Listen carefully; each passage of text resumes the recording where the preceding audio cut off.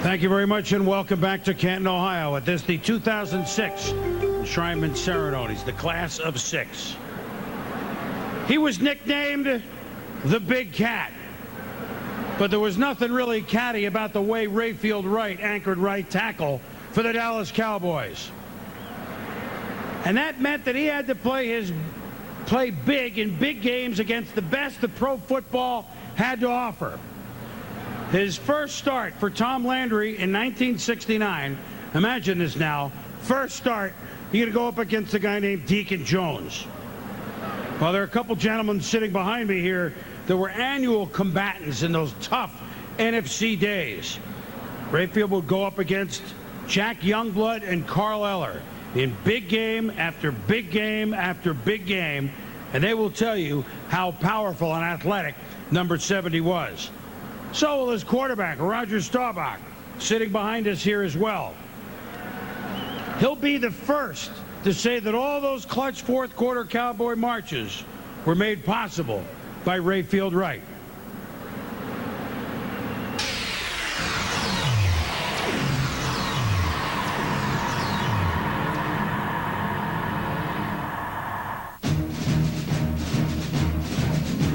For Dallas Cowboy fans, 1969 might be remembered as the season quarterback Roger Staubach first displayed his one-of-a-kind athletic ability, or as the year Calvin Hill took over the Cowboys' backfield. But it was also Rayfield Wright's time to show he could be a cornerstone of the Dallas offensive line for years to come. Wright made 3 starts that season, leading head coach Tom Landry to name him starter at right tackle before training camp in 1970. Known as the Big Cat, Wright spent 13 seasons in the NFL, all with the Cowboys. During his career, the Cowboys only missed the playoffs once while winning 10 division titles. Wright would start in 6 NFC Championship games and was one of only 13 players to play in at least 5 Super Bowls, winning 2, Super Bowl 6 and Super Bowl 12. Wright cleared a path for the Hall of Fame careers of Roger Staubach and Tony Dorsett, along with Cowboy legend Calvin Hill, who became Dallas's first 1,000-yard back in 1972. Wright retired from the league after the 1979 season, having played in 166 games, earning a trip to the Pro Bowl for 6 straight years, starting in 1971, and would later be honored as a member of the NFL's All-Decade team for the 1970s. Wright's career as a pillar of the Cowboys' offensive line solidifies his place as a member of the class of 2006.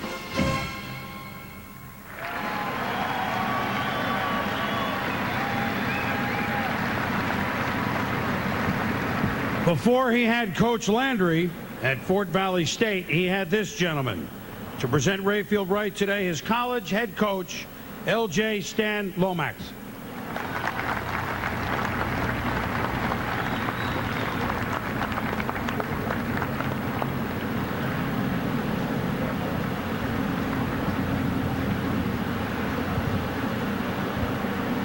Thank you very much, Chris Berman. Good afternoon, everyone.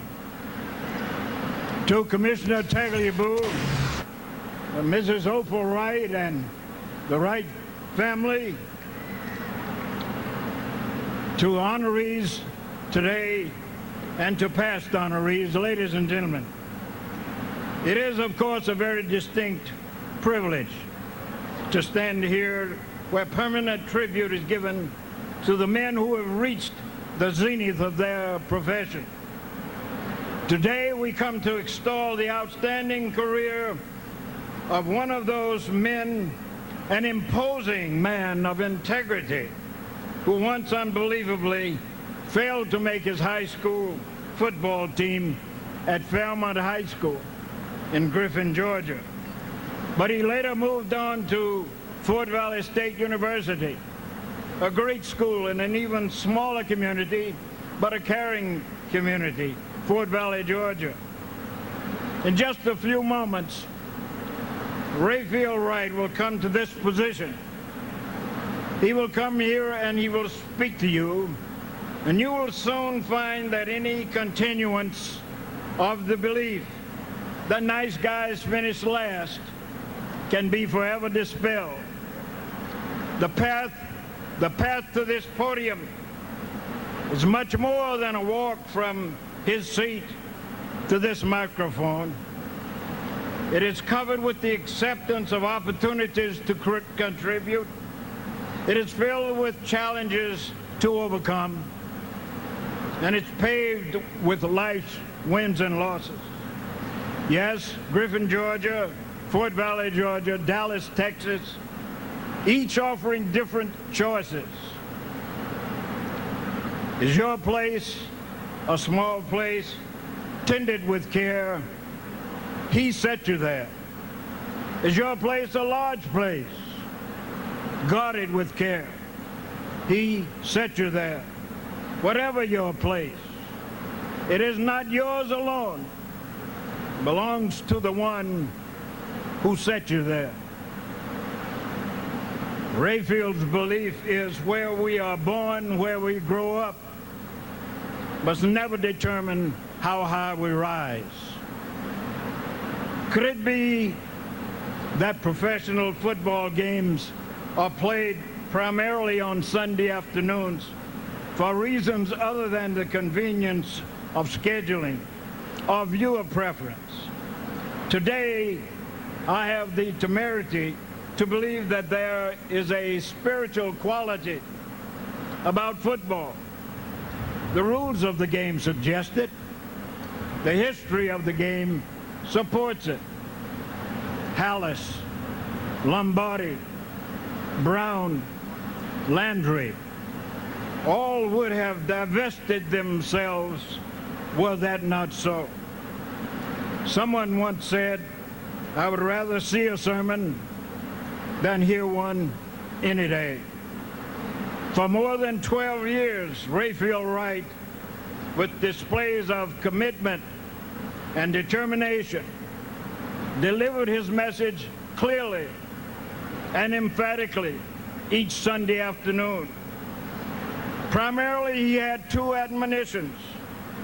One, thou shalt not touch Roger.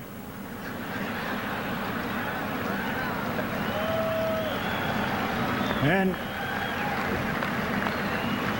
the second was, thou must not impede the forward progress of Calvin or Tony. Now, on behalf of Governor Sonny Perdue of the state of Georgia, President Larry Rivers of Fort Valley State University, your Wildcat teammates and classmates, many of whom are here today, and your many friends from your hometown of Griffin, Georgia. We salute you, Rayfield, and offer sincere congratulations for this momentous achievement. Ladies and gentlemen, it is my signal honor to present to you the newest inductee into the Professional Football Hall of Fame, number 70, Larry Rayfield Wright.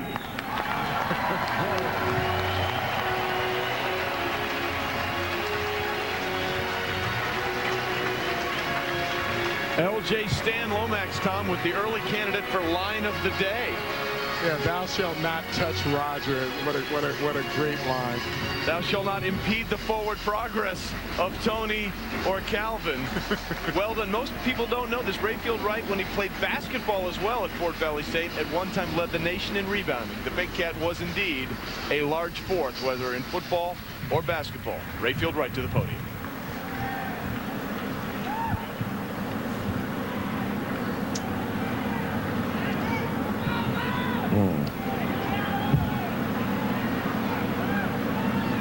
First of all, I'd like to give praise and thanks to our Father in heaven and through his Son, Jesus Christ, that has given me the ability to play sports.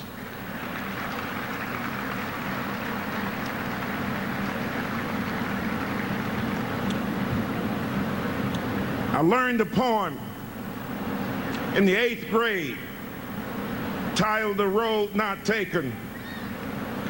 It's about two roads. One was well traveled, The other was grassy and wanted wear.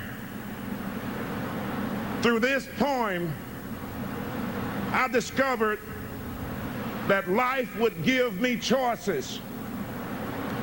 It was recognizing those choices that proved to be the greatest challenge. And looking back, my instinct was to always take the easy road.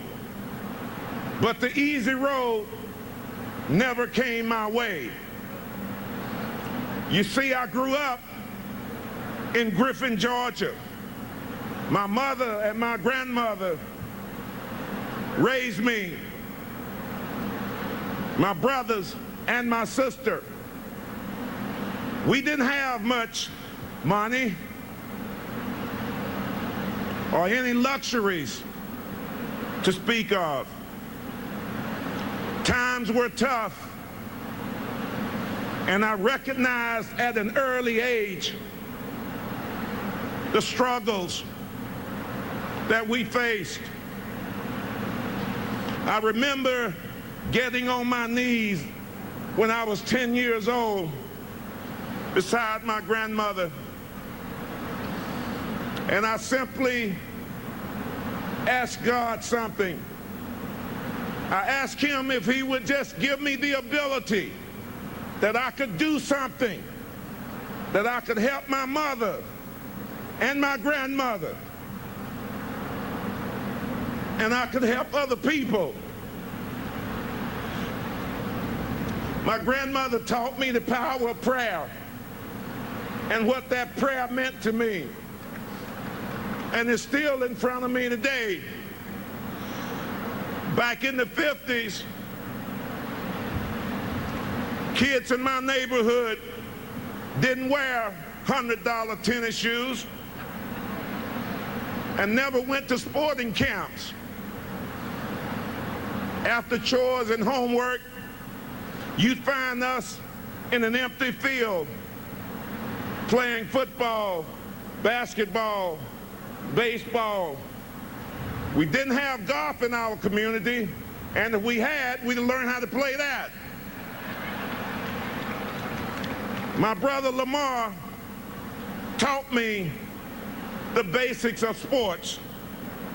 Even then, something in my spirit told me that sports would be my chosen path. But success didn't come my way instantly.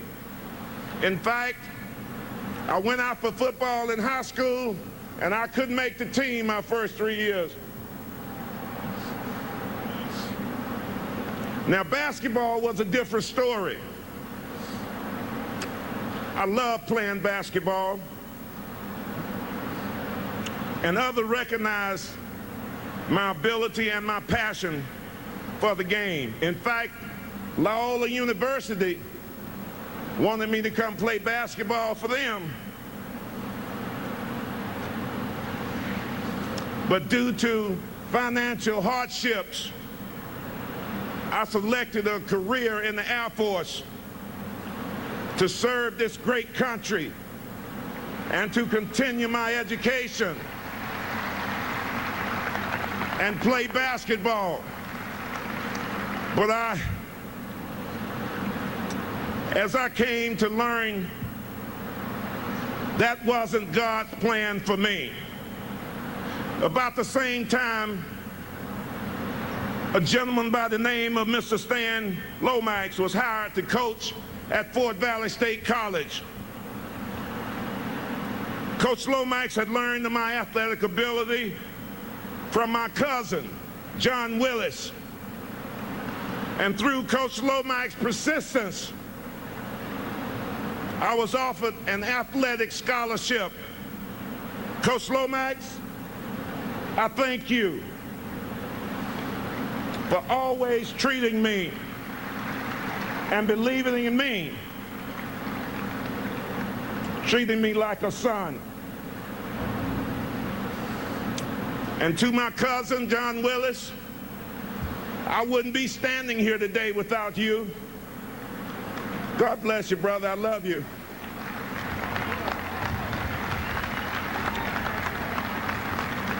During my college years, I excelled in both football and basketball, but basketball was still my preferred sport, as I averaged over 20 points a game and 21 rebounds per game.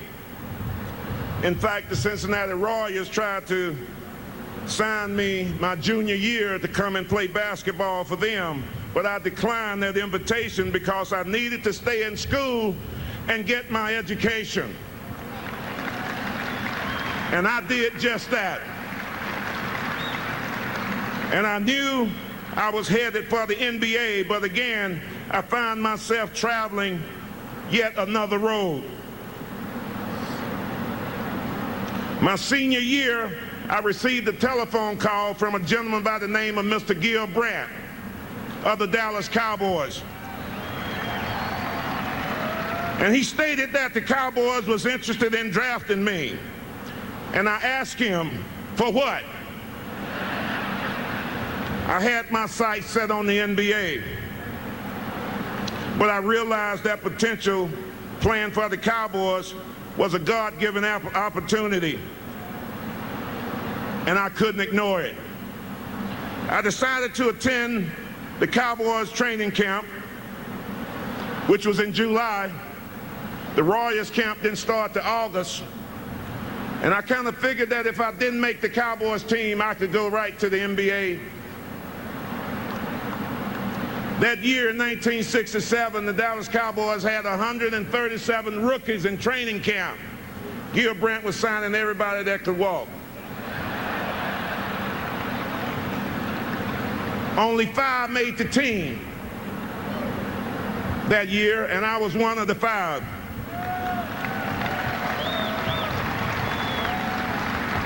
I thank you, Mr. Brandt,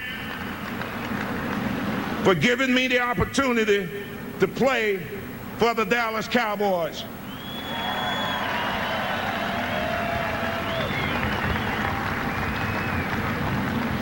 My career started as a tight end. Don Meredith was our quarterback at the time. Recently, I asked Don, I said, Don, if you remember throwing me a touchdown pass against the Eagles. He laughed and said, Rayfield, I wasn't throwing the ball to you. You were just so tall, you got in the way. 2 years later, Coach Landry called me into his office and said, Rayfield, I'm going to move you to offensive tackle. I looked at him and I said, Coach, I never played that position before in my life. He said, I know, but you're quick. You learn fast. Besides, we got a young quarterback coming to the team this year, and his name was Roger Staubach, and he don't stay in the pocket. He run around a lot.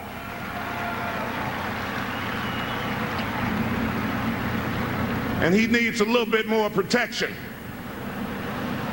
But I was never one to question the authorities of elders. And Coach Landry, I believed in his decision, and that was good enough for me. Now, offensive linemen are taught to protect the quarterback the same way that the Secret Service protects our nation president. In this case, Roger Staubach was our president, and the director of the Secret Service was our offensive line coach, Jim Myers. He built an offensive line that was unmatched. And today, I cannot accept this honor without bringing Coach Myers and his offensive line into the hall with me. And that line consists of John Fitzgerald and Tony Liscio and Dave Manners and Ralph Neely, John Nolan, and Blaine Nye.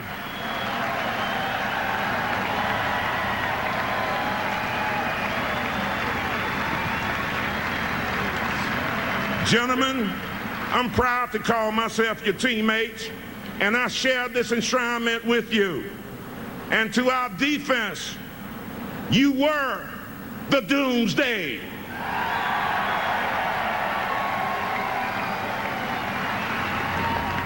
And I'm thankful that I only had to face you guys in practice. I remember Coach Landry once telling me that, Rayfield, no matter how many awards or accolades you receive, that you will be never greater than the team. The Dallas Cowboys was a team, and what a team the Cowboys had during the dynamic decade of the 70s.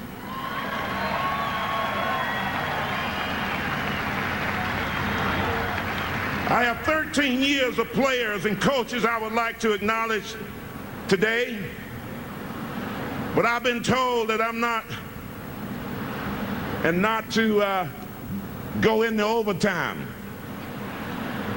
And we had a lot of shares of playing games in overtime back in the glory days. So you can understand the pressure that I face up here right now. But we played together as a team in 12 playoff games and 5 Super Bowls.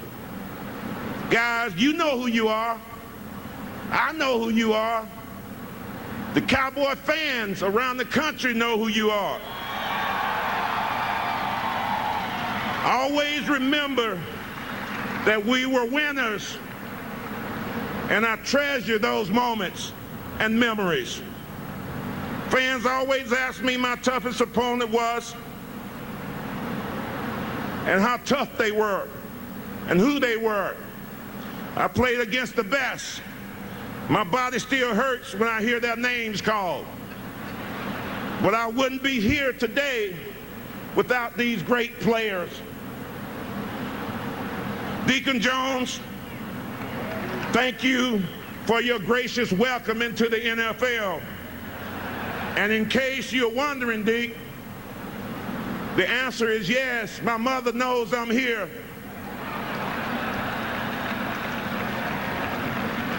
Claude Humphrey, you were a brute, a strong and physical player. L.C. Greenwood, your long arms and quickness made Sunday afternoon a chore. Jack Youngblood, you played with finesse, and I tried always to try and outsmart you. Bubba Smith was a mountain of a man. Carl Eller, Carl, if you ever need a ride from Bloomington to Minneapolis, give me a call, my friend. But this time, I'll drive you in my car.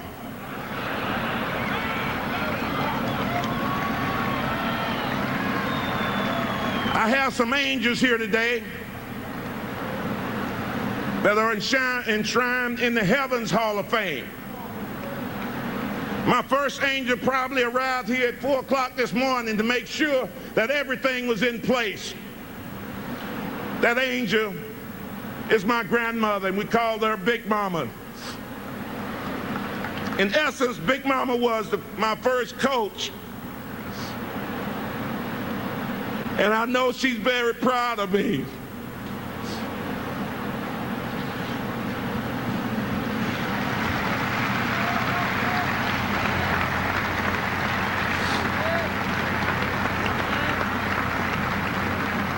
The spirit of my youngest brother, Philip, is also here. He was a great athlete with a big heart. He left this world much too soon. Cowboys fans will give the next angel a warm welcome because he is Coach Tom Landry.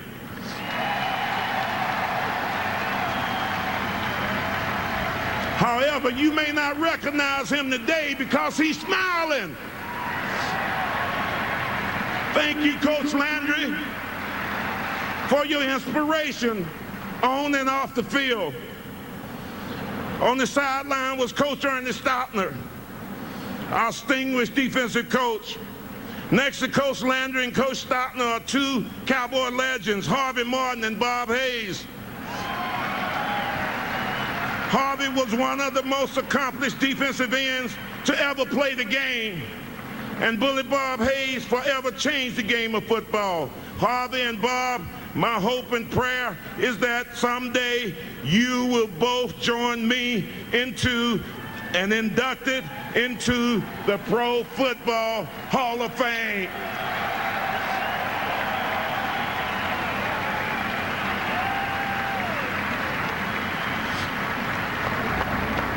I've had many mentors in my life who always said, let honor and success come to you only if it's deserved, not because it's sought after.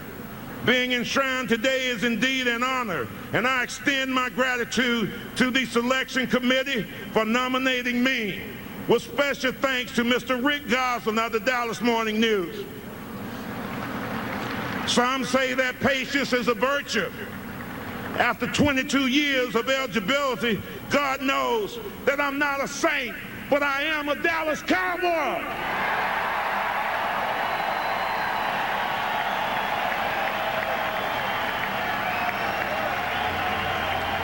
And today I acknowledge my 2006 inductees.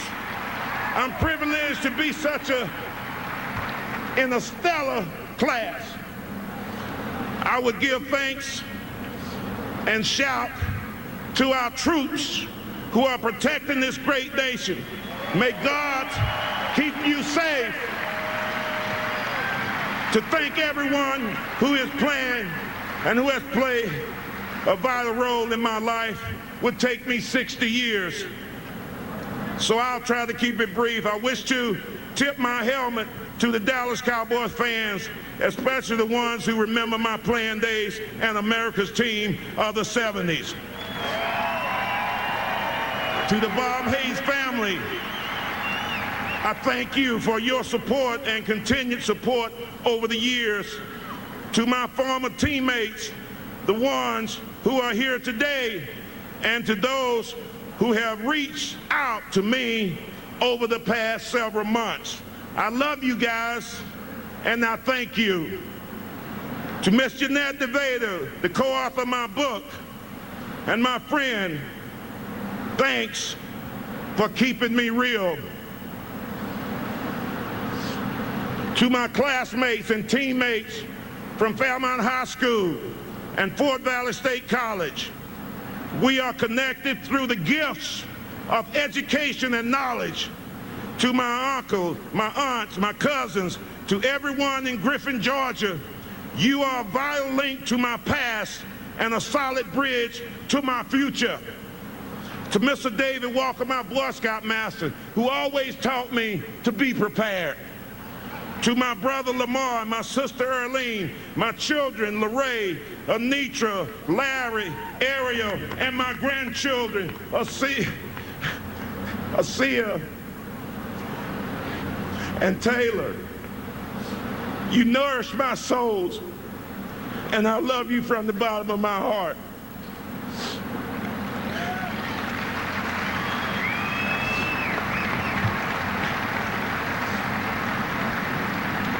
And to my mother, Mrs. Oprah Wright, from the day I was born, you watched me take the road less traveled. Mom, you are my rose garden. You watered each day with your love, with your faith, and with your prayers. Your roots are deeply instilled in me, and your soul is so beautiful. In spite of all the painful thorns that life has put in your way. Now, parents, teach your children well. Encourage them with your faith and leadership. Remember that you are the windows through which your children see this world. take notice of yourself and the things that you do in hopes that your example will stir their hearts and souls.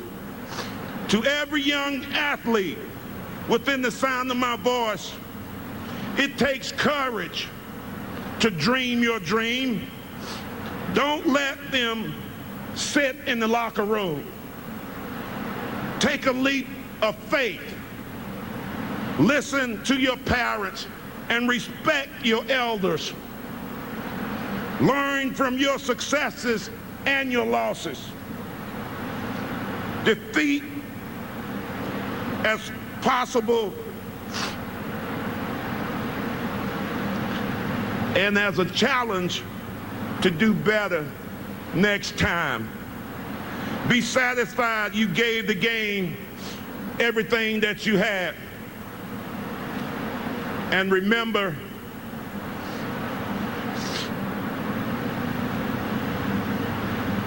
this, and don't be afraid to travel the road less traveled, because Larry Rayfield Wright did, and you can too.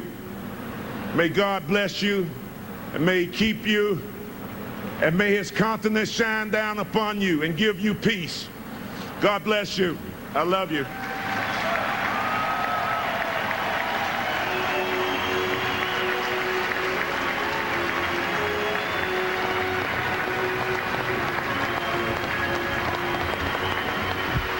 An amazing speech by Larry Rayfield Wright, the big cat. He isn't an angel, but he is a Dallas Cowboy, and today he's enshrined forever in the Professional Football Hall of Fame here in Canton, Ohio.